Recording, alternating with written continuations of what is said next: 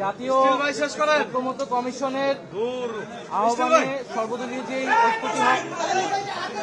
সর্বদলীয় যে বৈঠকটি হয় জাতীয় নাগরিক পার্টির পক্ষ থেকে স্পেসিফিক ভাবে 3টি বিষয় নিয়ে কথা বলেছি।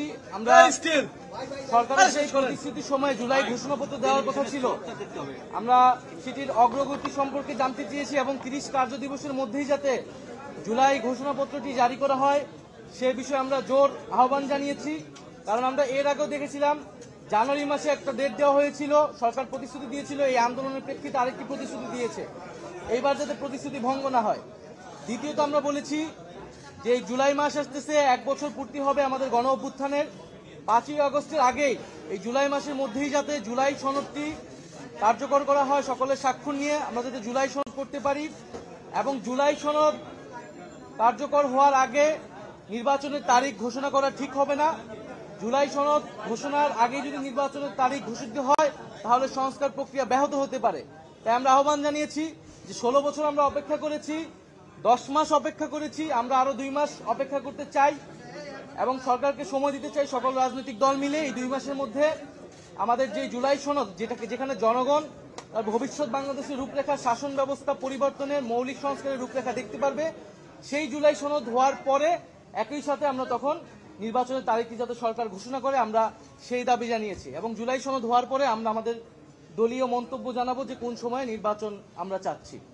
আর সর্বশেষ আমরা নির্বাচন কমিশনের কথা বলেছি, যেটা আমরা এর আগেও বলেছি যে আমাদের একটি সুষ্ঠু নির্বাচনের জন্য আমাদের সবচেয়ে গুরুত্বপূর্ণ বিষয় হচ্ছে নির্বাচনী ব্যবস্থার সংস্কার, নির্বাচন নিয়ে যত সংখ্যক আইন, নির্বাচন কমিশন সংক্রান্ত যে আইন, সেই আইনগুলো সংস্কার করে এই নির্বাচন কমিশন পুনর্গঠন করা এবং নির্বাচন কমিশন এখন যে প্রক্রিয়া চলছে সেখানে আমরা আস্থা রাখতে পারছি না, নিরপেক্ষতা প্রশ্নবিদ্ধ হচ্ছে, এটি যাতে সরকার বিবেচনা নেয় এবং একটি উচ্চ আদালত থেকে আমরা দেখেছি নির্বাচন কমিশন নিয়ে প্রশ্ন তৈরি হয়েছে। সার্বিক বিবেচনায় নির্বাচন কমিশন যাতে পুনর্গঠন করা হয়, আমরা এই 3টি বিষয়ে মূলত আলোচনা করেছি। ধন্যবাদ।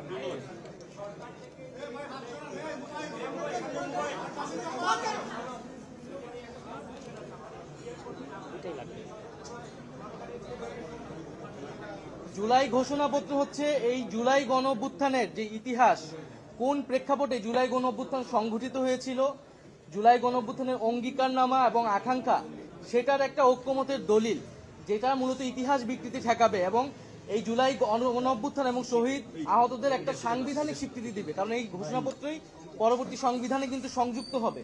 আর জুলাই সনদ হচ্ছে আমাদের রাষ্ট্র কাঠামোর যে সংস্কার, যে কোথায় কোথায় আমরা সংস্কারগুলো করব এবং সেই সংস্কার যাতে পরবর্তীতে অব্যাহত থাকে, বিচারের বিষয়টা যাতে আমাদের অব্যাহত থাকে, সেই বিষয়ের একটা ঐক্যমতের দলিল। ধন্যবাদ।